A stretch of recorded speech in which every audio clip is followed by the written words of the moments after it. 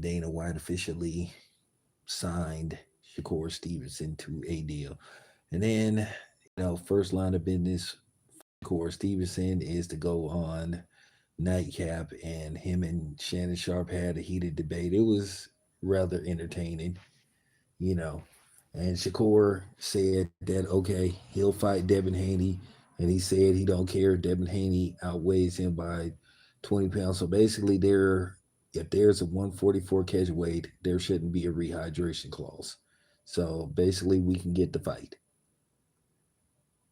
So hopefully, we'll see what happens with Shakur Stevenson and Devin Haney, in which I expect Devin Haney to announce as early as tomorrow or sometime next week that he will also be signing with Zuffa. Keep in mind, Devin is a promotional free agent.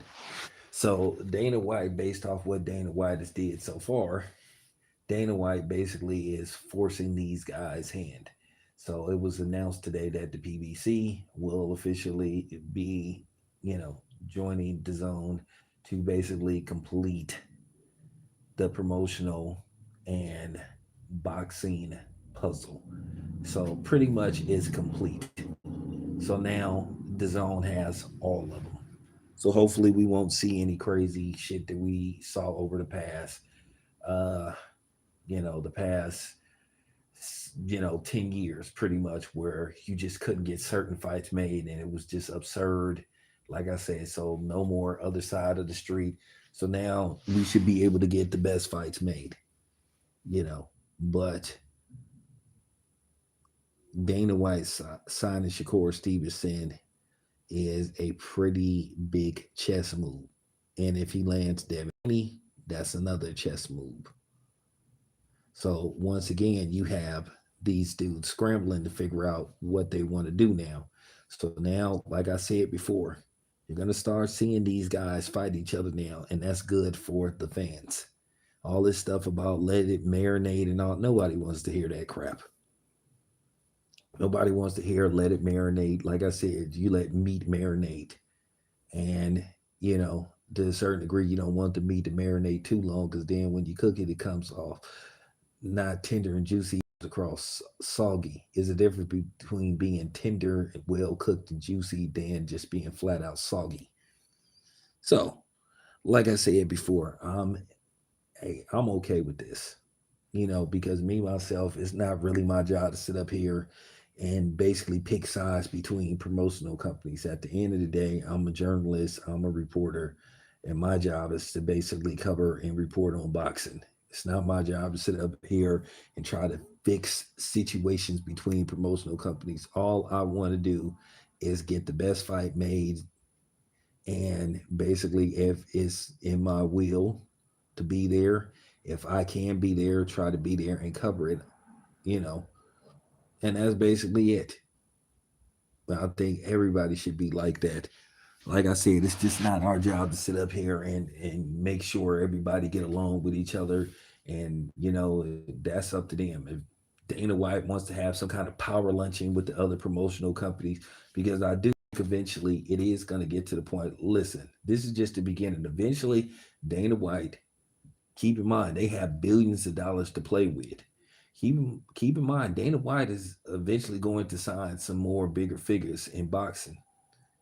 And, don't be surprised. And I'm going to tell you right now, you heard it here first. Now, Adrian Broner has decided to go on a 45-day, train, get in shape thing. Now, if Adrian Broner gets rid of that gut, who knows? Adrian Broner is a four-time, four-division champion. You don't think Dana White would have interest in Adrian Broner? Keep in mind, Adrian Broner is 36. He's not extremely old in boxing terms, but there's some fights that Dana White could set up for Adrian Broner. Adrian Broner does sell tickets. He does decent numbers, and I think if he can get back on the grand scale, and based off his recent popularity of him being a streamer, because as far as streaming goes, Adrian Broner has surpassed all the boxers that's streaming. You know, But I do think that Adrian Broner still has that fire in his belly to still fight. He says he wants to fight. And I think if Adrian Broner can show discipline, leave the alcohol alone, get back in shape, who knows? I do think that Dana White would take a look at him and consider signing him to Zuffa. I'm almost guaranteeing it. He's a big name. Dana White already said he wants everybody that's, that doesn't have a contractual obligation to a promotional company. And you've been hearing that another guy only has one or two fights left. I'm not going to say his name because you know how this works. They get mad at you when they say, "Oh man, why are you putting stuff out there like that?" But I've heard some things. I know some things. Keep in mind, I talk to people and I get phone calls every day. I get the texts every day, so I know what the hell is going on. So, like I said before, I've never met Dana White.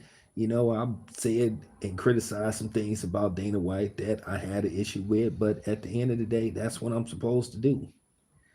You know, I've said this before. It's nothing personal. These promotional companies got to stop being so sensitive and extremely emotional. There's going to be times where we're going to criticize them and criticize a fighter on their promotional roster. You can't sit up here and have a grudge and say, "Oh my God," like some of these dudes are doing, telling people not to talk to you. And that's weak as fuck. And to be honest with you, it's chicken shit. And you know who's the main perpetrator that has done that? You know, the so-called Black Rand promotional company. But you have a bunch of this dude's minions sitting up here like, basically banning us and treating us like we gang banging against each other. Like, come on, man, stop the crap. This is just pure baloney. But with that being said, yeah, Dana didn't force their hand. He didn't force them to become the Super Friends promotional companies like the Hall of Justice with Batman, Superman, Wonder Woman, Aquaman, uh, Green Lantern, etc., etc. Now, I don't think they have a Hall of Justice, but now these dudes are going to be talking to each other. So, like I said, this helps us. We benefit from this. And I'm telling you now, Heyman going to the zone, he ain't going to be able to pull the crap that he been pulling, where he was playing keep away with the belts and all that kind of stuff. Because I'm telling you right now, Al Heyman is going to have to make the fights that the zone wants. So he not gonna be able to be pulling the crap that he been pulling for so many years. Because if not, then Al could find himself, on the outside looking in once again. Now he has a deal. He has a budget now. So we'll see what happens. Anyway, it's your boy Town. I appreciate you guys.